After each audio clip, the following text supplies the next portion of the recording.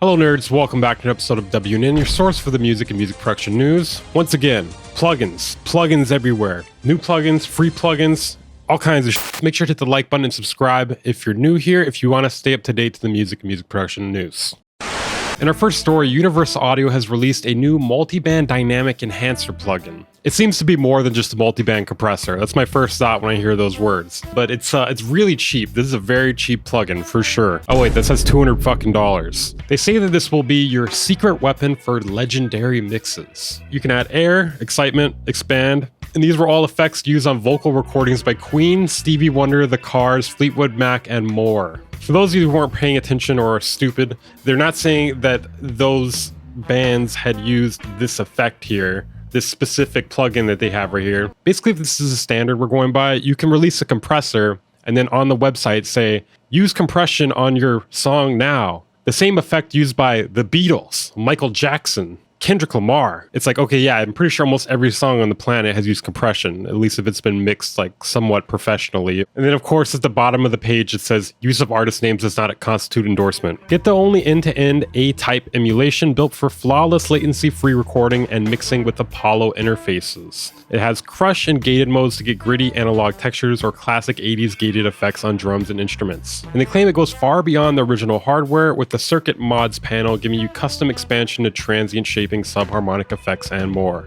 Now, I'm talking a lot of shit. That's basically what I do. I'm not saying this plugin is bad. In fact, it's probably pretty good, if I had to guess. Now, is it $200 good? I don't know. They claim it is the first and only end-to-end emulation of the vintage multiband Companion processor found in some of the world's biggest studios. Now, sadly, I have some bad news for you guys. You actually need an Apollo audio interface in order to use this, or a UAD to satellite or UAD to PCIe card. Now, they say the plugins run on the hardware itself without adding strain to your computer CPU. I mean, if I'm giving my opinion here, I think they could have made it run on your CPU, okay? They could have made it run on your CPU. They're trying to get people to buy more Apollo interfaces. I'm sorry, that's probably it. I don't know. That's just my opinion, by the way, but they've gotten a lot, if not all other plugins to run on a CPU. So I think they could have done it with this one too. I still think this is pretty good, but I wouldn't go out and buy an interface just for this. Okay, so we actually have some demos here of what it sounds like. Let's check that out.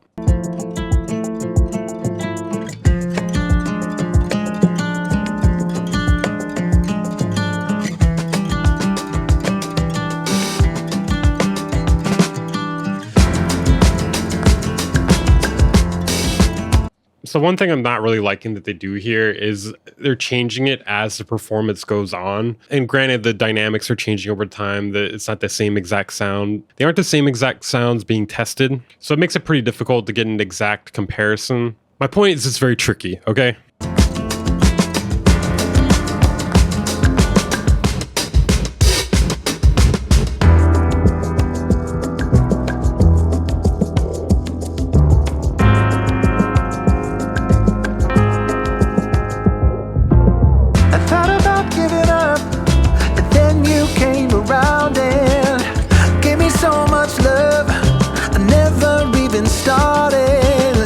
Okay, I will say, it does sound great on the vocals. It actually sounded pretty good on everything. Definitely seems like a good way to push the vocals forward and get like some saturation at the same time.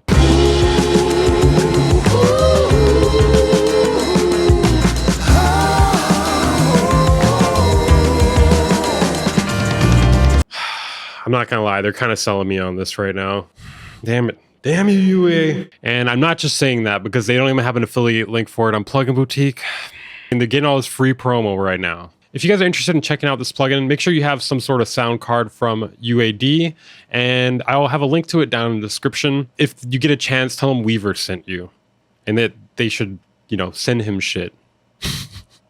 If you guys have been wondering why I've been pushing the affiliate links a little bit more lately, one, YouTube doesn't make a lot of money. But two, I'm actually going to use some of the money for that for an upcoming beat battle. Sadly, all the contestants have already been chosen, but going forward, I'm going to be using some of that money for future beat battles too. So we're bringing back Wave Wars. We're going to finish up season 2 here. I'm going to track down all the finalists, and we're going to be handling that in the next month or so. Also, any companies who would like to sponsor a beat battle, contact me, all right?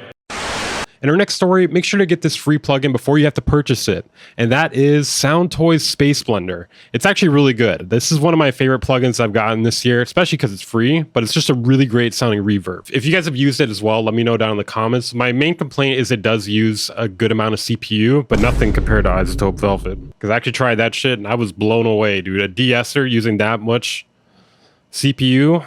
No. Has anyone else used that too? No, it's not good. But yeah, you have until May 22nd to get SPACEBLENDER from SoundToys for free, and after that, it'll be $99. I know I've talked about it before, but just putting that out there because it's a really good plugin, and I want you guys to have it.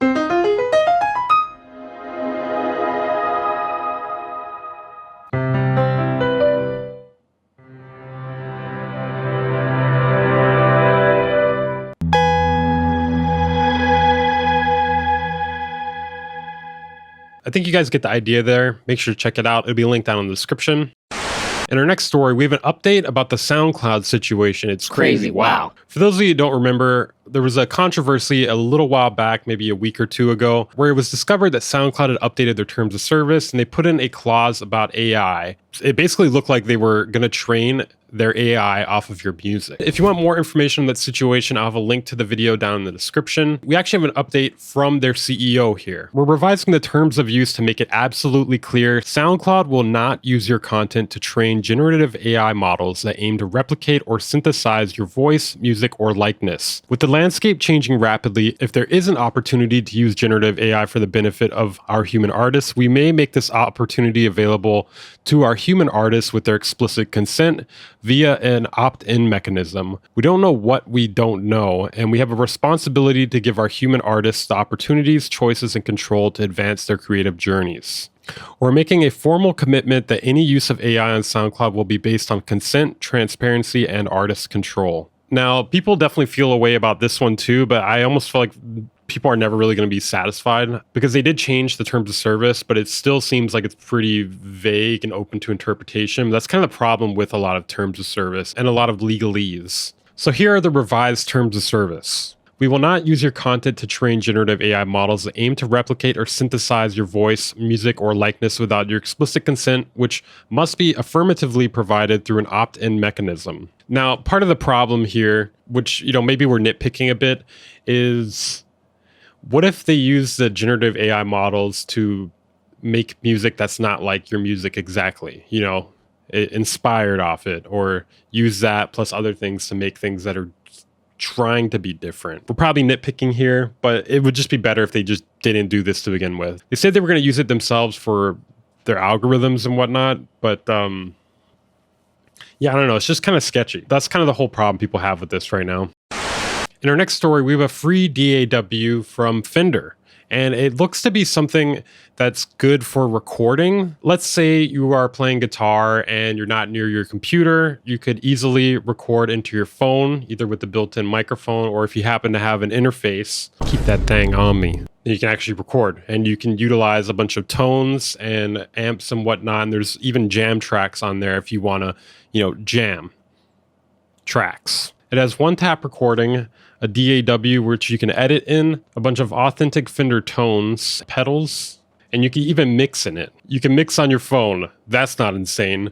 Although this does look pretty simple for the most part. It's a lot more simple than using like FL Mobile or something. But I believe it's limited to 8 tracks, but I don't know if you really need more than 8 tracks for what this is trying to do. I mean, you shouldn't want to use more than 8 tracks on your phone. That's kind of psychotic in my opinion, but hey, people can do whatever they want. But yeah, if you guys are interested in this, I will link it down in the description. Okay, guys, that is it for this episode of WN. Stay tuned for the next one, probably in 24 hours from now. There's actually more news to cover. I just don't really have time to film it all in one video, but I'm going to try to get this up as soon as possible, and there will be another one ASAP. Make sure to hit the like button and subscribe if you're new here. And if you want to support the content, what I do here, consider checking out the Plugin Boutique link in the description. It's an affiliate link. I'm going to add a Zounds one as well too very soon. Consider checking out my Patreon or becoming a channel member. For as low as $5 a month, you get access to exclusive content, outtakes, and other goodies. I'll see you guys next time.